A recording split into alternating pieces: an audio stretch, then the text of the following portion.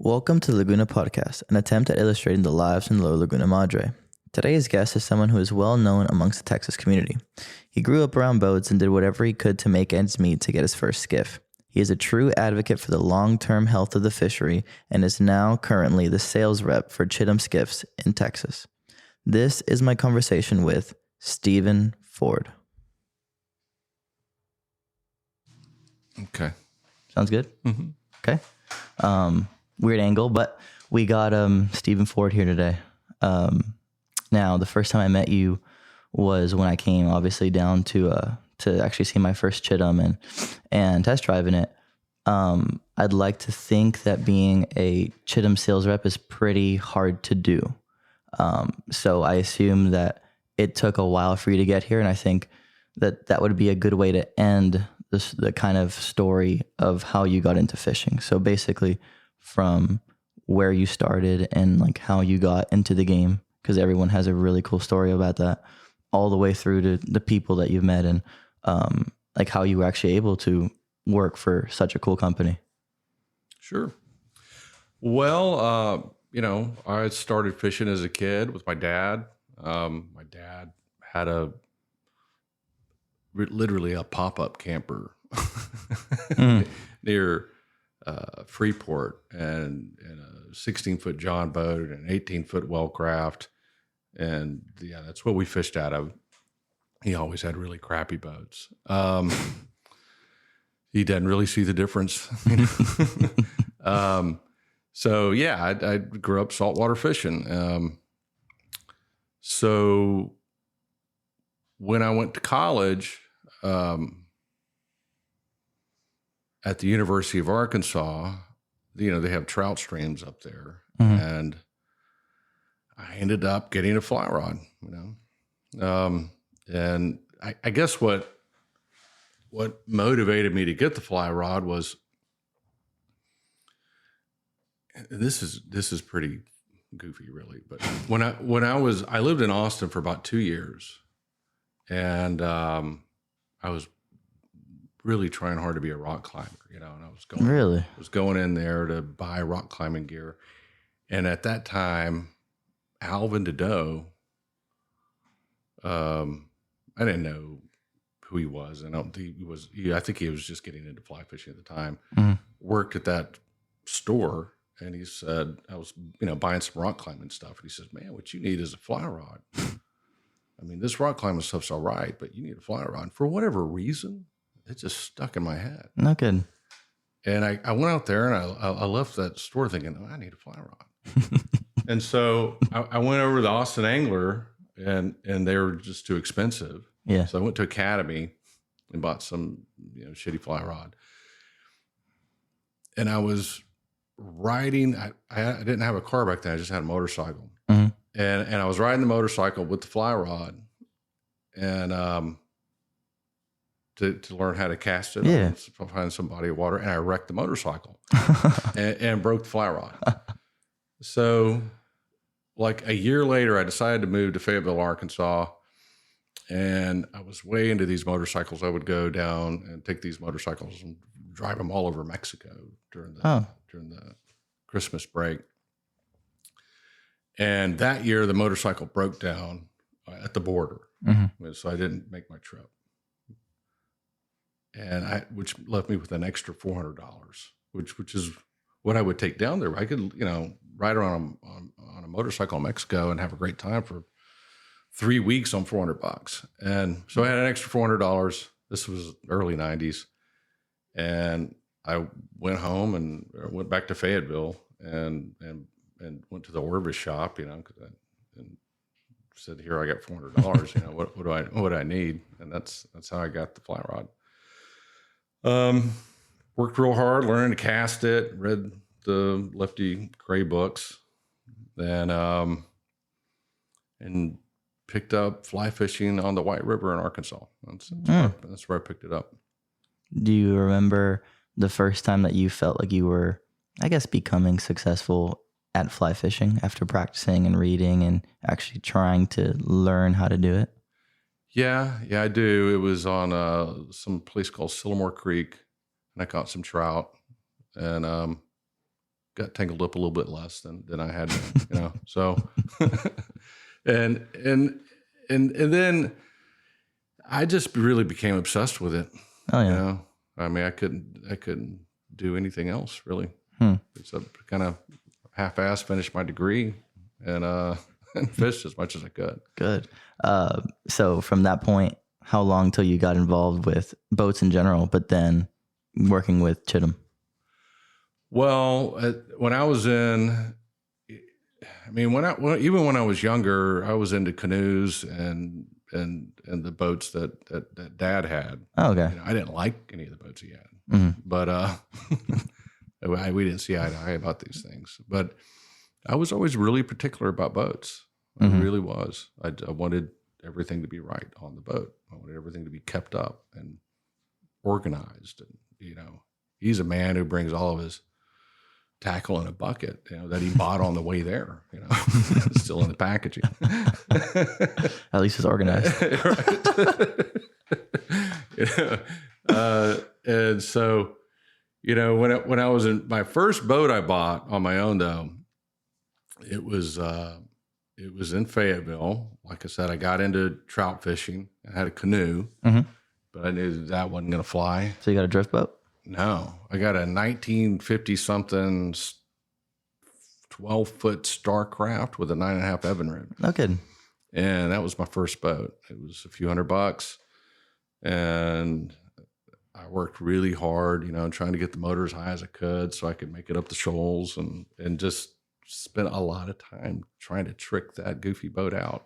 and I did. It worked great. I got all over, you know, the White River in that thing. And then I had a big John boat. That thing leaked real bad. A Ginu. How'd you like the Ginu? Terrible. Terrible boat. But I had to make that die before I knew that. It's just a bad paddling craft and it's a bad motorboat. I don't know what to tell you. At least you're honest about it. Yeah. So how long till you ended up back in Texas? As soon as I graduated, I wanted to live on the coast and become a good saltwater fly fisherman. So I was probably 26. Did you ever guide, or was it just part-time just for fun? Just for fun. I didn't consider guiding or anything like that. I was a teacher. Okay. No, that's not true. I did consider guiding. I remember after a couple of years, Freddie Lynch said, you know, you're a teacher. You have some time, you know. In the summer and the winter. And it didn't work out. I ended up leaving the coast for a little bit. But yeah, I guess I kind of thought about it. But yeah, I lived in Corpus Christi. I was, you know, late 90s. And I was just obsessed with trying to learn how to, you know, be a competent fly fisherman in saltwater. I had a little 14-foot John boat with a Mercury 25. And, did it at least have like a polling tower on the back, or? No, I just stand on a cooler and pull it backwards. Oh, yeah. Nice. Didn't consider a tower. I didn't have any money. But as far as the boat stuff, when I got a real boat, they used to have this thing called the Flats Fishing Expo or Shallow Water Fishing Expo. And it was at the George R. Brown Convention Center in Houston. And Hal and Chris Morjohn were up there. You know, what year was this? This was 99, probably. Oh, this was like Hell's Bay kind of era. Yeah. And they had a brochure that said, I think it said skate on it. And it was $5,500, I think, just for the bare hull. And I was thought, well, I can use the trailer off my John boat. I can use that Mercury 25, and I can make this work. But I was really kind of smitten with the idea of getting one of those things. And the next year, I didn't get it done. So anyway, the next year I went back again, and they weren't offering that one anymore. I think they had just started that company really, and they didn't really know what they wanted to sell. And they had something called a Waterman. Oh. And it was a 16-foot Waterman, and I could buy that one for $12,000. Mm-hmm. So I had an FJ, an old Land Cruiser, you know. The FJ or the actual Land Cruiser? It was an FJ 40. Land Cruiser. So the original Land Cruiser from 1972. Yeah. It was at the deer lease, and I talked my dad into letting me take it to Corpus Christi. Then I talked him into letting me sell it to buy a boat. and I sold that thing for $5-6 grand. And then went to the teachers credit union and, got the money for the rest of it, and drove to Titusville, met Hal, and I bought that Hell's Bay and brought it home. And, I remember I had my Mercury in the back of the truck, and I pulled in and put the motor on it. And got out. Yeah. Wow. Yeah. So much easier. Yeah.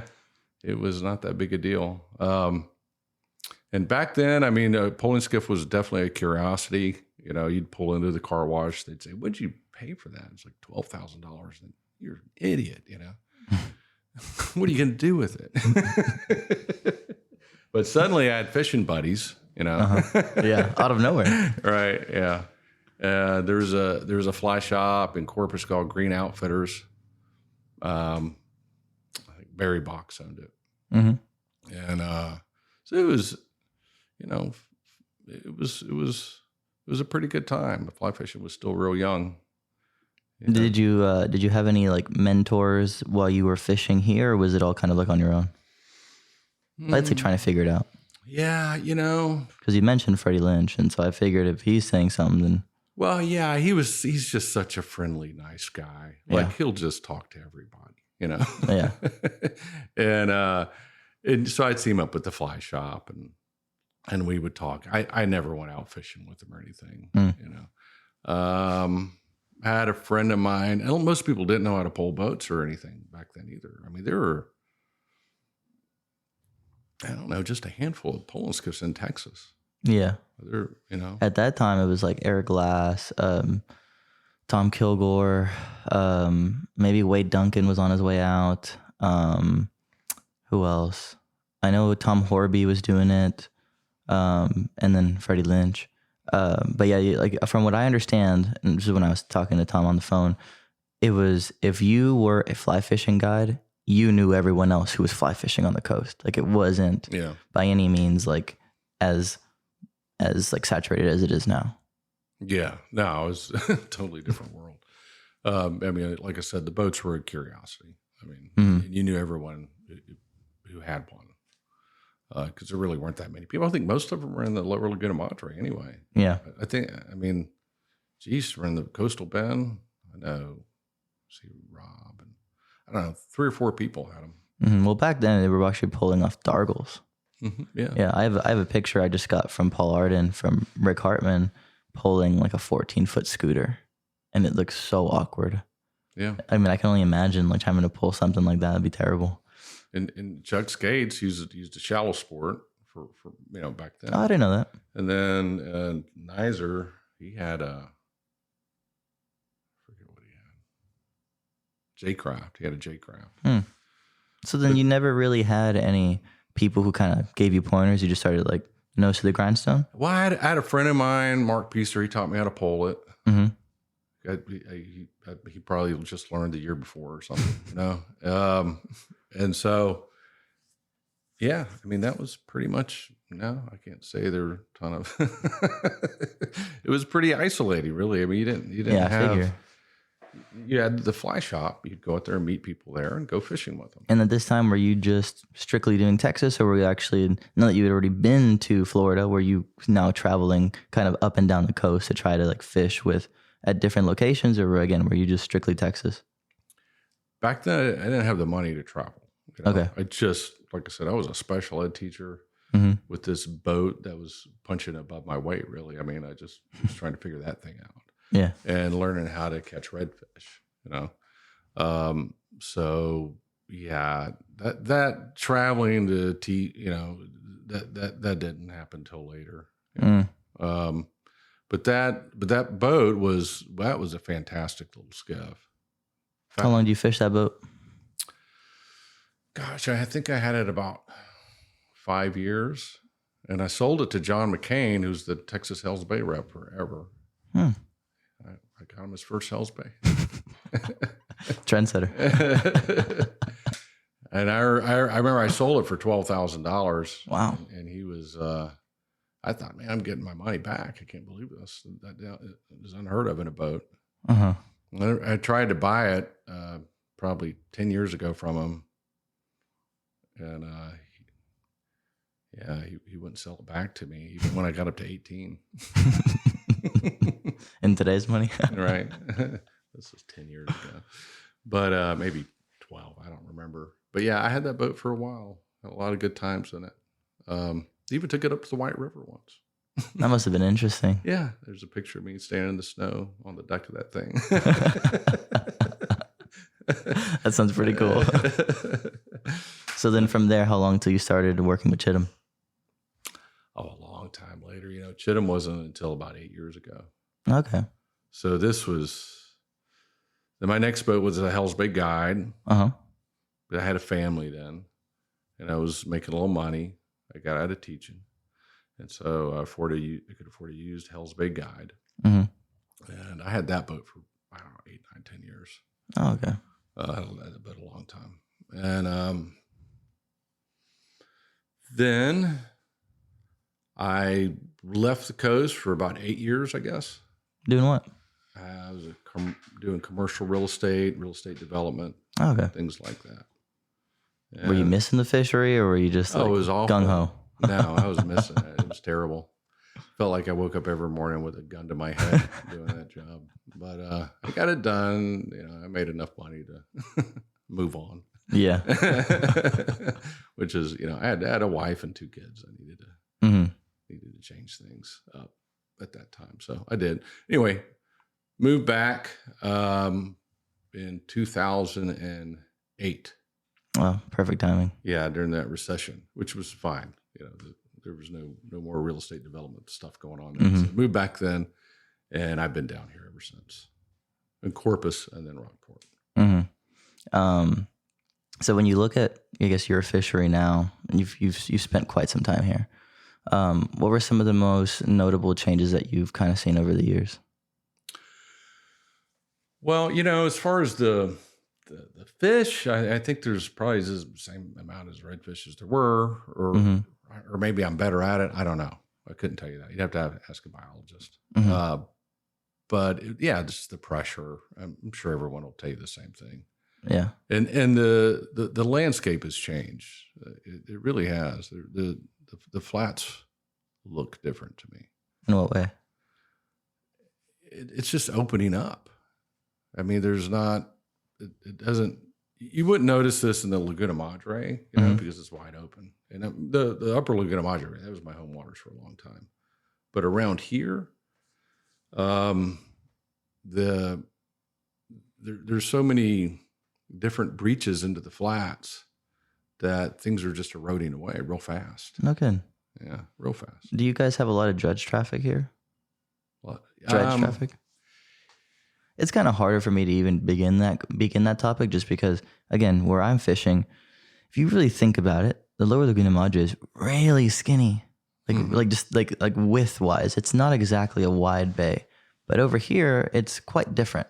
You have a lot of more open water where they don't have to actually go through the same thing, because right now we're actually going through, and you can see it, a lot of the spoils are getting eroded pretty big and pretty heavily because of this newfound traffic that's probably doubled or tripled since probably about a year ago.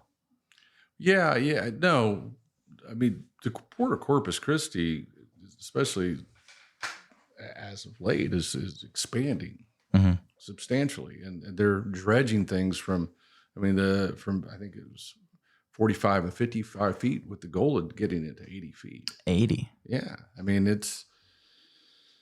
There's a lot of reasons why things are eroding.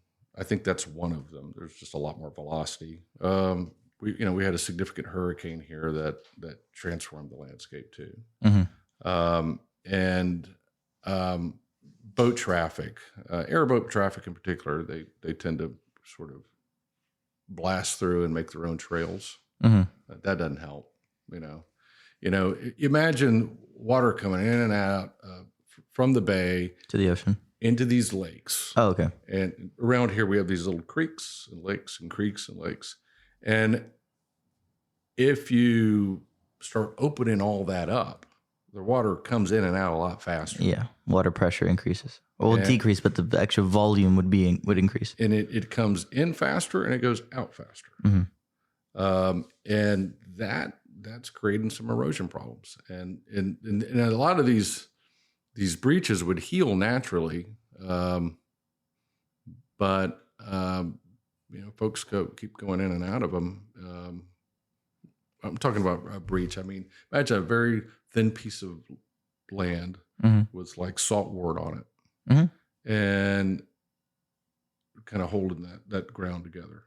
And then you get a hole in it, and it keeps getting bigger and bigger and bigger and bigger until that place has the turbidity increases, which screws up how much grass grows. And the thing starts washing away. Yeah, we have something that happens every time we have like a tropical storm. Not all the time, but on occasion, if the tropical storm is strong enough, on the east side of the bay, kind of up the actual beach. So like once you've passed civilization, you go up the beach. Sometimes you'll actually get a pass, and the pass will heal naturally because no one touches it. But I mean, sometimes I wonder if people just prevented it from actually fixing, if it would actually decrease its salinity and increase the fishing in the lower Laguna Madre. But that's just my own. Well, that's a whole different scenario down there. Yeah, I mean, I'm just saying, like I kind of understand what you're saying. I've wondered. I remember Hurricane Brett came through and busted a bunch of holes in Padre Island. This was a small hurricane in 1998 or whatever, and I was pretty excited. We got a hole and the Gulf's going to come in and out, and it lasted 2 weeks. It was closed up again.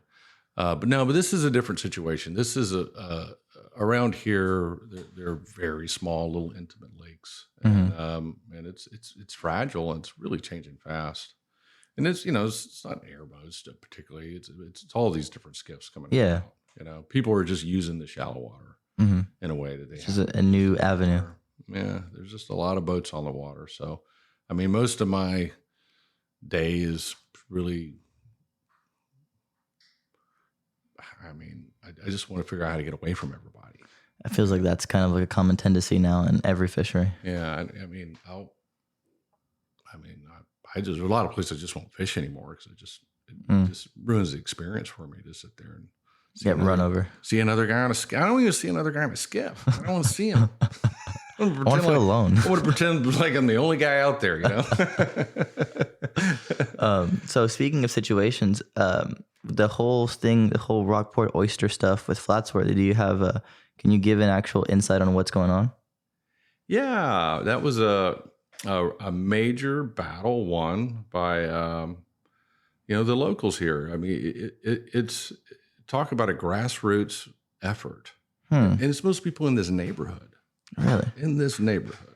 Yeah, Chuck Nizer got mad about what was happening, and he gathered a group of people around him and folks in the CCA too, and started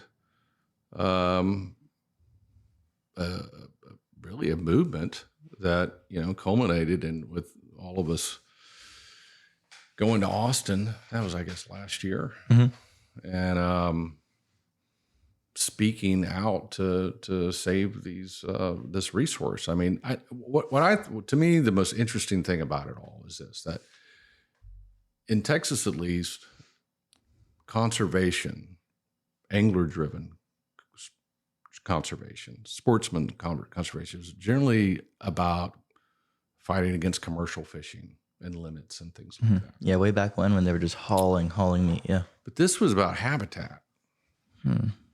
And seeing these oyster reefs like habitat. Oh yeah. And I mean, would you go dig up a coral reef in the Keys because you could sell the little piece of it to somebody? No, I mean, you wouldn't do that, right? Yeah. People would be outraged. And so here, an oyster reef isn't the same as a coral reef. An oyster reef does regenerate quickly, but they evolved to grow from the bottom vertically. Okay, which attenuates wave action and the currents. Oh yeah, there's a lot of influence on that. And when you have something like a hurricane or some sort of cataclysmic event, a big flood, whatever, that would drop a bunch of silt, those oyster reefs will survive. Okay. Well, because aren't they also like not feeding off the actual stilt, but they're helping filtration? They're filtering, but I'm saying if they're left vertically intact. So the present day oyster harvest is they knock those things down, they knock them flat. Okay. I didn't know that. Yeah, they knock them flat, and oysters will still, thrive in that environment as long as a whole bunch of silt doesn't dump on top of them. So what happened here in Texas is, most of the oysters were coming out of Galveston. We had Ike and Rita, and remember those reefs had been pretty much flattened for a long time. They were harvesting those oysters for a long time. And when that event happened, it just too much silt killed the reefs. So they started making their way down here. And one day we looked up and we were just covered in boats. and the reefs were disappearing real fast. Anyway, Flatsworthy's been really, really good at getting in the ear of the right people. And working with the scientific community and the CCA and John Blaha and Shane Bonet. They had sort of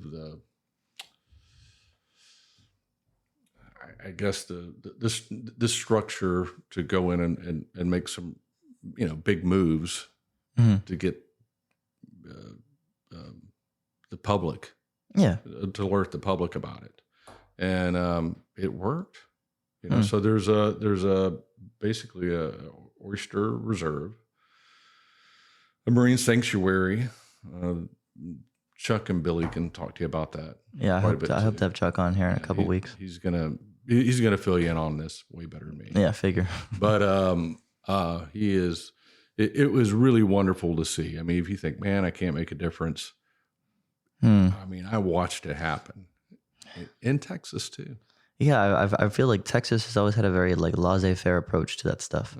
And from what I understood, when you and I had gone out on the test drive 2 years ago, you were explaining to me that not only was the issue that they were doing that, but they were selling certain patches of sea land or oyster land to Louisiana and stuff, and they were coming in and harvesting our oysters, something like that.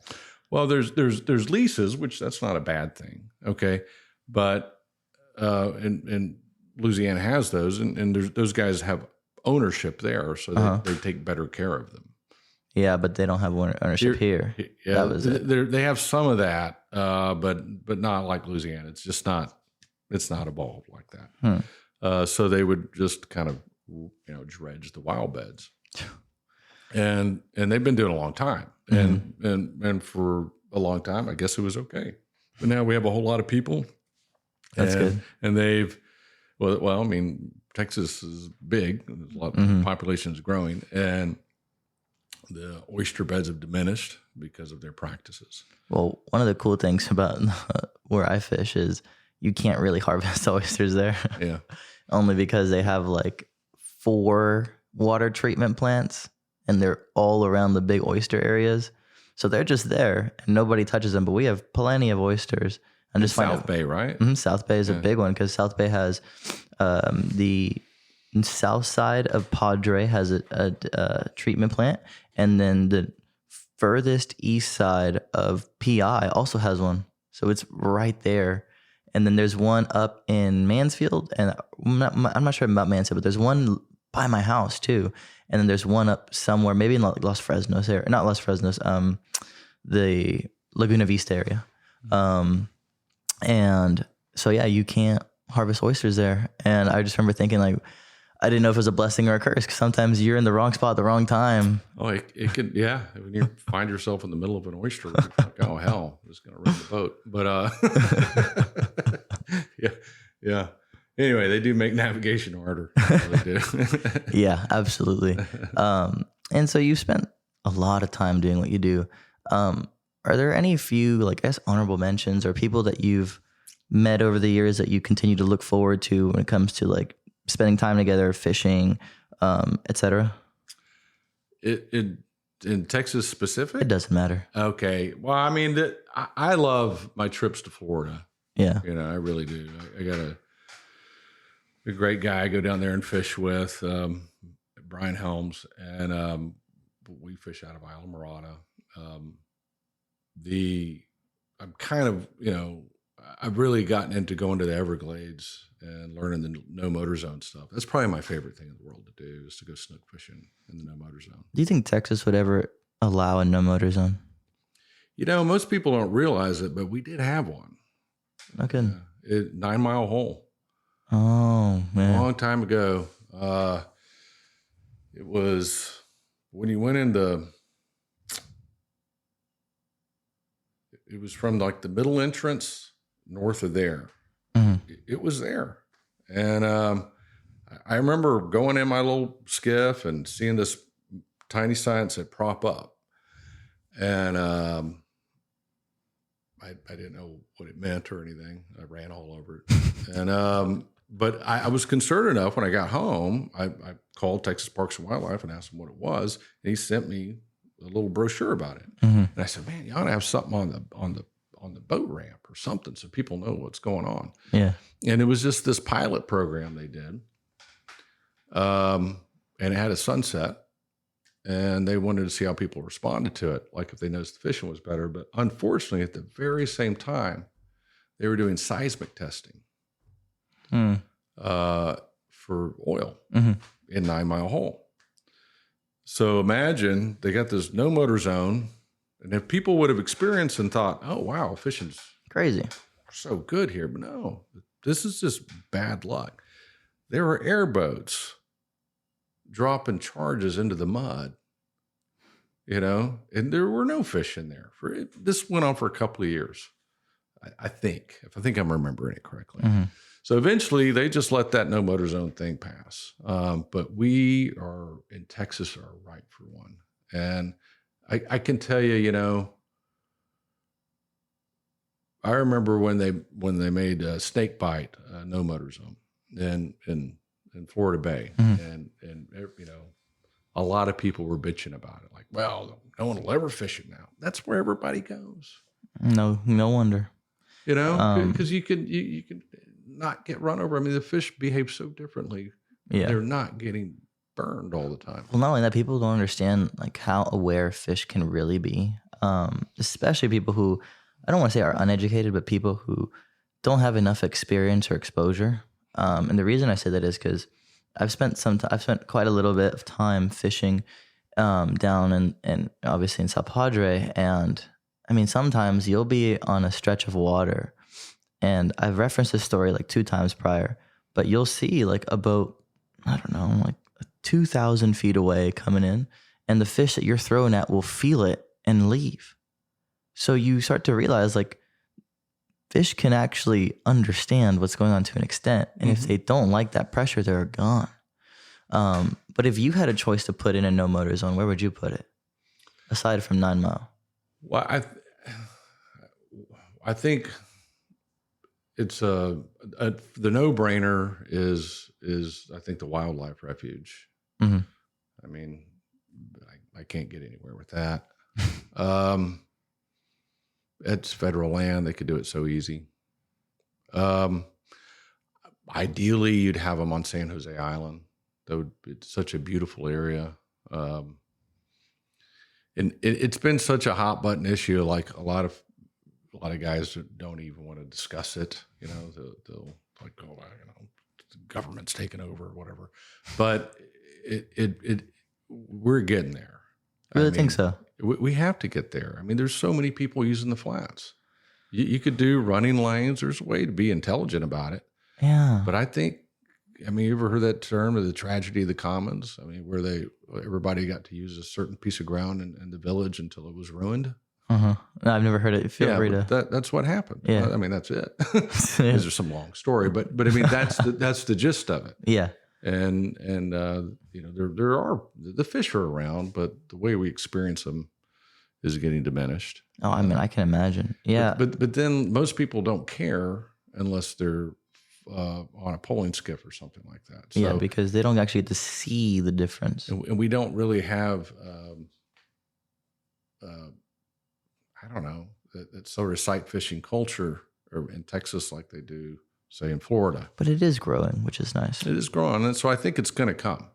I really do. I think it'll come eventually. I mean, yeah, Flatsworthy and the work that they did is clearly like a testament to that. Yeah. Well, I mean, they don't advocate no motor zones in Flatsworthy or anything like that. There is no organization. I'm just saying, like, the fact that they've been able to at least implement some sort of change for what we would consider to be the better. Yeah. Personally, I think about it a lot, especially after one of the last ones I did with Vincent Ochoa, who did a bunch of study on sea life and turtle grass. And it's pretty tough, again, because you kind of explained it right. Like, there really is there's too many people who just don't care, or not that they don't care, but they don't see the actual change being done. Because it's almost like when people go to the gym, it's like going to the gym one day and expecting to look like you're a bodybuilder the next day. You're not going to see the change immediately. But if you do it over and over and over again, you will see at least what I would consider an increase in your livelihood. Or at least your increase in the way that you, I guess, like live. And it's frustrating because, again, you have places, and I can only really speak on Lower Laguna Madre because that's all I've really done to an extent where I know it. Mm-hmm. And we have such amazing turtle grass meadows that you would just expect to see a lot of big fish moving through because there's deep water right next to it. And when the water gets really shallow, you could fish the edges and you'll find those big ones, but they'll never be on the actual, I guess you would call it like a pancake, because they understand that there's just too much stuff going on. And it really is a frustrating thing, especially because you know that if people, again, in the running lanes is actually something that I hadn't even thought of, but like having your own running lane and then realizing, okay, like before I get up on before I pass the sign that says prop up, if I just angle myself this way, I'll fish the whole thing and get out. Mm-hmm. So yeah. Places to enter and exit, and you have running lanes. It can be done where other people could enjoy it. But I don't know. I think we have to end up. It has to go that direction eventually to have that sort of quality experience. I mean, if you're deep in those no motor zones in the Everglades, and I've been out there and slept out there 3 days at a time and not seen another boat. You'll see snook swim right alongside the boat. Throw your fly out there and hit them, You try to do that someplace else? No way. No way. I mean, it's such an extraordinary experience to sit there and see something that the way maybe it was 100 years ago. Mm-hmm. Yeah. In order for that to happen, you have to make it a pain in the ass to get there and to deal with. Mm-hmm. So the people that just aren't really dedicated, who probably wouldn't appreciate it anyway, the 2-a-days, they won't get there, and that's great. They don't need to be there. The hardest part would be convincing the culture. I think the culture is the biggest part, because the government can say whatever it wants. At the end of the day, the culture is what I guess will influence the government to an extent. And that to me is like the hardest part. One of the interesting things that most people don't think about when it comes to Texas like legislation for fishing is that Lower Laguna Madre stretch is the only stretch of water that you can fish in without actually, and this is not really funky, but actually going through a checkpoint. So you have a lot of people who come in through the south border and like they don't care. They really don't. And it goes over people's head because people just think, oh, it's in Texas. When in reality, checkpoint still is an hour away. Mm-hmm. So you have like, even if you really wanted to change something like that in all of Texas, the hardest part would be way down south. And that's the thing, is it really wouldn't be just the government saying it. you would really need a culture shift where people almost like look down on you and be like, why would you do that? Yeah.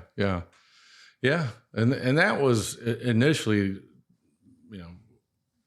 Flatsworthy's position. Well, we need to basically make people feel embarrassed by acting a fool on the flats. And you use basic, peer pressure and influence it that way. And I don't know if it's been successful or not. I maybe a little bit, Do you think it stirred more hot water than initially it did? But I noticed though that a lot of the airboat captains around here, we know each other and wave. Yeah, they don't run over me. So maybe it did create a dialogue. I think that helped. Interesting. That did help. Yeah, my history with Chuck, I met him in La Mosca 2020, the first year, 2020. And actually it was after listening to him talk about like his reason behind Flatsworthy at the dinner, was the first time that I'd ever really tried to consider being a conservational advocate. Mm-hmm. And even then he basically explained like, the problem is if you aren't benefiting the bottom line of all the big companies, then you're not going to get anywhere. And that was kind of like the real like sobering reality of it. But my argument still is a fishing rod will be bought and used regardless if the fish is kept or not. So the whole concept of, well, they have to keep fish for these companies to make money, to me goes out the window. And so again, it's another kind of reinforcing factor to why it's strictly culture. So that's why I really can appreciate something like Flatsworthy, but I think it needs to be amplified at a bigger level. The question is how, without stepping on so many people's toes to where they actually start to like meet it head first. Yeah, it's not easy to do, So let's say you want to be member driven. Well, then you have to make those members happy. Yeah. And then, need sponsorship, and then you need more money.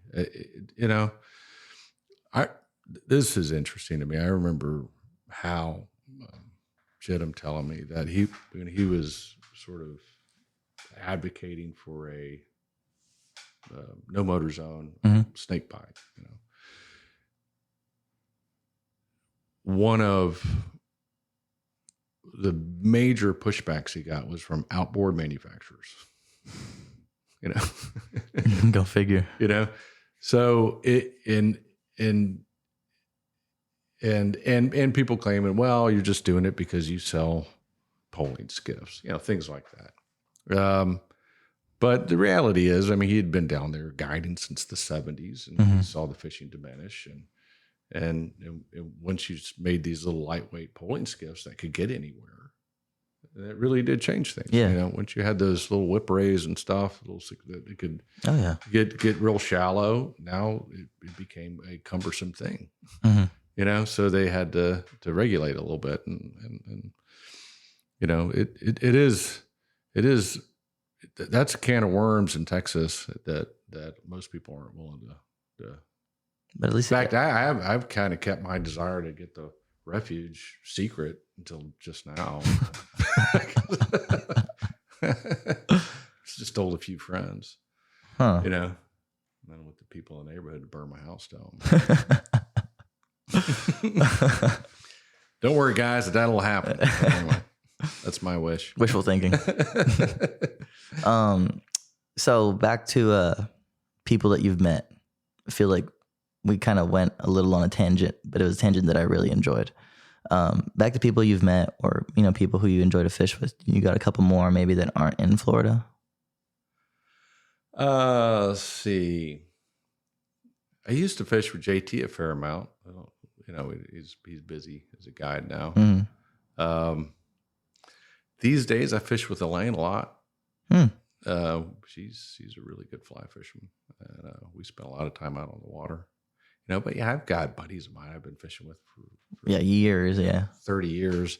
As far as a single guy, I've been, one of the things I don't feel like I'm very good at is trout fishing. Like blind casting, like big plugs, or are you talking about just sight casting to trout? Interesting. I just don't feel like I'm that good at it. I've caught a few big ones. Did you get many opportunities? But it was, there are. There's a guy named Chuck Baldwin that he's taken me on his routine a couple of times, and it was funny. These were areas I knew big trout were. I've been seeing them there forever, but I just never caught them. Yeah, I got into it. You know, I never caught them in that area, and he kind of showed me how to do it. Good. And that was fun to watch recently. So I'm gonna start thinking a little bit more about that. So yeah, hope you start posting more pictures like that. You know, I post like once a year. I know. I'm just not good at it. I don't think about it, but I should. I should take more pictures of everything and put them up on the internet. And, you know. Absolutely. I mean, I love the speckled trout fishery, especially down where I live, just because they're so, I don't know, if you've found them in certain spots, and I say found very loosely because a lot of the stuff I was taught by Tim O'Brien and Rick Hartman. Mm-hmm. So it wasn't like I did it on my own. Mm-hmm. But at the same time, you can find them, they can be laid up, and a lot of the times you're probably not going to catch that fish. Like they even in a comfortable situation, they're on edge. Yeah. But when they commit, it's so cool. And that actually kind of leads me into my next question is 9 Mile.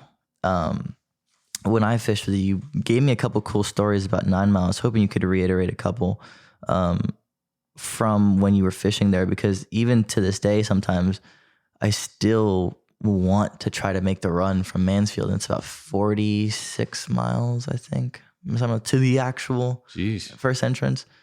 And I've thought about it. And now that I can go 35, 36, it's like, well, maybe I'll try. But at the same time, it's like, I don't really want to get caught in the land cut with like a bad wind. So it really like deters me from doing so. So I've been trying to figure out logistics on how to actually do it and not risk, bad stuff. It's just a lot of driving. I mean, is it, I don't, I know it's the closest area for y'all to 9 Mile would be like Gladys's or something, right? Yeah, but that's way, way, way south. That's already past the south entrance. Okay, but is it, do you think it's that much better? That's what I'm asking. I don't know. I mean, I don't fit. I've probably fished the Lower Laguna Madre 20 times in my life over 25 years. Yeah. Right. So I've had some great days there and I love it. I mean, there's something that's very special about that place. Is it better than I don't know. I mean, 9 Mile gets a lot of pressure too. I assume now. Yeah. I mean, it's, the days of having that place to yourself, they're over. Even 25 years ago, I remember my dad and I, we had a aluminum boat with a 70 on it, which was, now we could really go someplace. And we went all the way down there. We had to carry extra gas. And it was probably on a weekend, but I remember thinking, wow, there's people here. How did they get here? These boats that we, they're a blessing and a curse. Geez, I could take my Chittum anywhere. Yeah, I could run that thing like an airboat, almost, and run it 60 miles south if I wanted to too. So, there's just you really have to have some sort of.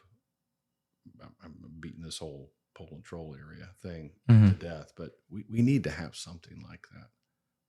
9 Mile's actually a pretty good spot for it because you come in once. You got to be dedicated to get in, and when you do, most of the time south wind, you want to take the south entrance and just take it all the way down. Yeah, you went. I did it many times during that thing. You'd go in the middle and you come out at the end. It was about 4 miles, I guess, and you just had to be committed. And the wind was at your back anyway. And if it's in the winters coming from the other direction, just do it the opposite way. It was lined up north and south. It was perfect for it. Yeah. And people with boats other than pulling skiffs could still enjoy it too, because they're drifting. And the fables of those big 40-inch fish. Oh yeah, the big redfish, you mean? Oh yeah, yeah. They're, Freddie has a pretty good theory on that one. That hurricane I told you about? Yeah. That Brett?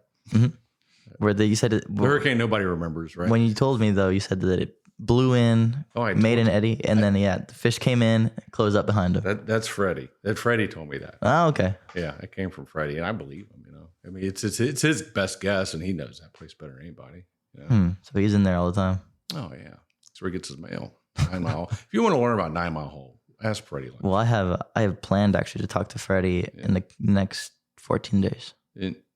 Give or take, something like that. I already made plans with him on that stuff. So I now know what to ask him. Yeah.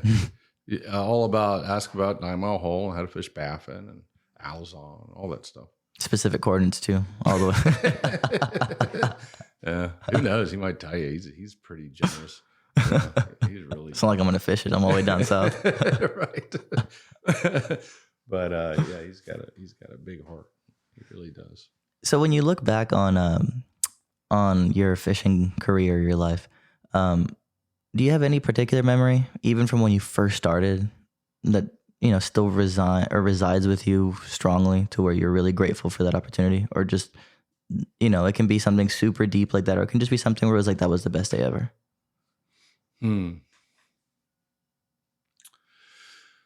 Well, let me think. I know that. Let's see. One of the best days I had recently was when me and JT got into some big redfish that I had spotted years ago, and we went back and there they were, real shallow water, big giant fish. Those fish I was telling you about, and it worked out. We caught them, and some beautiful pictures of it and all that stuff. That was a pretty special day. Going to the Tortugas once on a skiff. I saw that a long time ago. Yeah, we ran into just thousands of permit, swimming about 20 feet of water. That was pretty special, How long was the drive all the way over there? Well, the Tortugas are like 90 miles from Key West, something like that. Or 100 miles, something like that. I've been out there a few times on skiffs. I took the 21 out there once with Elaine. We camped out for a few days. How was that? It was wonderful. Yeah, we had a great time. And then the other time was with Brian Helms and Rob. And that we had great conditions on that trip and caught quite a few fish. Bonefish, and I don't think we caught a permit. We caught some mutton snapper on the flats. That always seems like something I wanted to try. Man, that's cool. That is about as cool as it gets, because it's one of the few places they tail. Yeah. And the last time I was there, I guess it was a little over a year ago. I took the 21 out there with Elaine, and they were tailing triggerfish, which I think is pretty unusual. Yeah. I didn't land one. They kept breaking me off.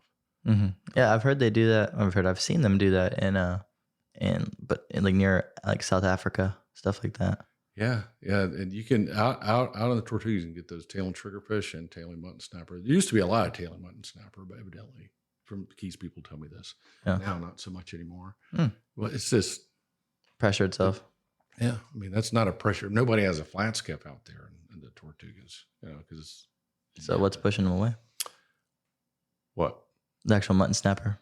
Well, they are there in the Tortugas because it's not pressured. Are you talking about the? Yeah. Oh, okay. The other places, I guess it's pressure. Maybe there's just less mutton snapper. I don't know. Yeah, I've always wondered why we don't get mangrove snapper that tail here in Texas, because you see them sometimes, and you don't see them that often, but that like the little babies are there, and they'll run with the piggy perch and actually eat at your fly, and with barracuda and stuff, and you go into slightly deeper water, and they're there. It's like, why not? Because like they're fun to pull on, especially in the ship channel. When you hook a big one, like it gets fun.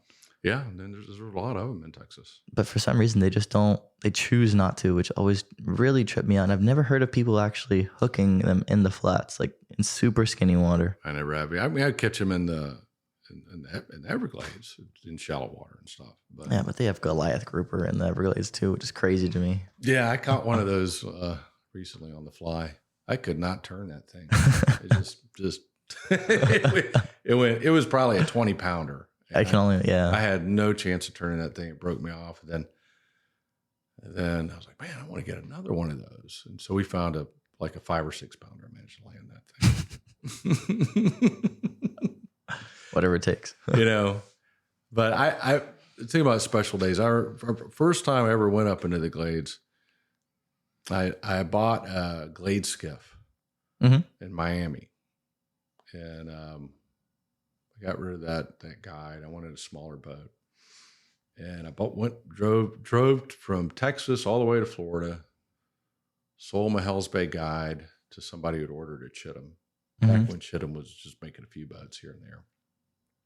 And picked up that glade skiff, drove to Homestead and went fishing in it. I remember that day catching starting with catching some redfish, and then snook and mangroves, and by yourself, and into the day with bass. Well, I was by myself for a couple of days, and I was with Brian one day, and it was just such a magical experience to see those springs coming up and watch the transition go from salt to brackish water and all the different species you could get. And I went back there by myself last February, and went into that same area, Hells Bay, with that little Challenger, and oh my gosh, it was heartbreaking. Like, no kidding. It's dead. There's nothing there. Well, there was one nice snook that we found, and she made a great cast. It was laid up like a big trout, right in the middle. And it has to do with the fresh water coming in. There's just those springs aren't there. They're not, maybe it's more cyclical than I understand, because I only have a 10-year relationship with it or so, but it's just, it has to do with the lack of water getting in there, And fresh water is critical, and we need to start thinking about it here in Texas. Absolutely, no, I agree with you 100% on that one. We have to start thinking about it in Texas. There's an organization called I've just been finding out about it, called Texas Water Exchange, and they buy acre feet of water, to preserve it for crucial releases, during blue crab or shrimp spawning activity, because we got to have that. Yeah. And during droughts and whatnot, we don't have it, and so much of the water is used for other reasons, and they're setting aside water releases, for habitat, for the ecosystem. It just started, I think, about 4 or 5 years ago. But I'm really interested in that organization. I want to find out more. Because with you talk to a crabber without fresh water coming in. Granted, the lower Laguna Madre is a hypersaline, evolved differently. Yeah. But around here, we need, our ecosystem needs it. Oh, you see the difference out in the surf, right? So, I had Tim O'Brien on, and he was telling me that he thinks the reason why the tarpon stuff wasn't as great this year, and there was some decent fish jumped and some decent fish landed, but nowhere near the amount of fish that we would expect to see. And his idea was because the lack of fresh water meant that when the water was coming out of, or lack of fresh water meant that there was not the same amount of zooplankton and phytoplankton that then fed the shrimp or whatever that then, was feeding everything else into the food chain and didn't even have a chance to actually occur. And that's why you saw less and less tarpon and stuff. And that makes sense. It really does if you really think about it, because you look at a place like Lower Laguna Madre and you rarely see snook north of Mexquita, South Bay, Brownsville Ship. Sure, you have some at the bridge. Sure, you get the occasional school that lives near some places that I don't want to mention, but it's not common. And a while ago, you used to be able to fish some of the spoils actually, and you would see a couple. I have a buddy, Logan Crane. His first time fishing in the spoils, he hooked I think it was a 28-inch snook. That's good. It was years ago, but the concept was still the same, right? So I don't know. It's just something to think about. So now that we're kind of crossing the hour mark, kind of getting to the end, I was going to ask, and I asked this to everybody just because I think it's really crucial to ask, when it comes to thinking about like people who will kind of like adopt the fishery in the coming years, like younger kids. Again, we were talking about Alex off the podcast and stuff, but people like them, is there any like kind of advice you'd want to give them for like the future? I hope the newer generation does more to protect the ecosystem than and it's as much as fly fishing's gotten very trendy, and that's super irritating to folks like me sometimes. But the plus side is people who are generally attracted to fly fishing are often going to be probably a little more sensitive to the ecosystem and what it needs. And that's a real plus. I just hope that they have some sort of sense of stewardship about the resources. To me, for fishing to be interesting, it has to be intellectually interesting too. I have to really be curious about the ecosystem. You can only catch so many redfish before you think, well, okay, this is cool. I still enjoy doing this. I did it yesterday.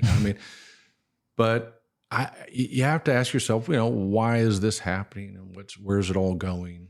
And the best fishing guides are intellectually curious about the resource. Absolutely. Eric Glass is a fantastic example. Great example. And they want to know why.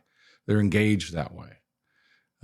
Because if you're just doing it to please people and make them happy on your boat, you could probably get burned out on that. Yeah. But you have to want to know what's going on and why it's going on. Especially because you always have a little bit of doubt. It's all educated guessing to an extent, right? Because you see it, but you never get confirmation. Yeah. So I think that the better you get at it is just through experience. But the better you get at it is, again, through actually wanting to know and wanting to understand what's going on in an ecological sense. And fly fishing does lend itself to that. Absolutely. There are other parts of it I think that are, like to me, a really good trout angler, like a Jay Watkins or something like that. He has an understanding about what's going on with the fish when they're not in, inches of water, a foot and a half of water. And we as sight fishermen are sort of ignorant about a lot of that. Yeah. We would be much better fishermen if we understood the rest of it too. It's that's a really interesting point. Like people who, I guess, like from what I understand, there's this whole idea that if you lose one of your senses, you actually become a little bit stronger more receptive in your other senses. So you got a guy like Jay, right, who doesn't really spend a ton of time sight fishing per se, like the way we do. And so he can understand what's going on and why if you move 15 feet over, you'll actually hook a big one. But if you're not, then you're not in the right tidal movement, which then result. So things like that, which really. Well, we pull our skiffs around in a foot of water when we can't see them. We go, I don't know where they're not here. They're not here. Oh, they're somewhere. You just don't know. Exactly. and so, that's interesting to me. Another thing, I'm building a small offshore boat. I want to find out what's going on in the Gulf a lot. I grew up offshore fishing in really chicken shit horrible boats with my dad, and but I don't think I ever got very sophisticated with it. So I'm really interested in learning that too. It is. I started taking my 12 degree way offshore and snapper fishing and doing things that I wouldn't do in my flat bottom 2 degree boat. And I thought, man, this is where I want to be. Yeah. Or, again, I was all alone. I like that. That's the cool thing. Discovering a different kind of wilderness, Yeah. All right. Well, I had a blast. I really appreciate you for letting me come and do this. I asked you because I think that just in the niche aspect, but also the general aspect as well, like you've done this for a long time, but at the same time, whenever someone wants to buy in this example, a Chittum, typically they almost always have to know who Stephen Ford is. So in that aspect, I think that you're really influential to the fishery. And me being prime example number one. So again, for you taking the time to do this is really awesome. No problem. It's been fun. I enjoy selling the boats and talking to people about boats. And I can tell. I'm a total nut when it comes to boats. And as soon as I get one, I generally start thinking about how I want to change the next one. So it's worked out well for me to have this gig, and I've enjoyed working with Hal and George and even the new guys. It's company's going through a lot of different evolution right now, but we'll see. Cool. All right. Well, then let's get out of here. All right. Thanks.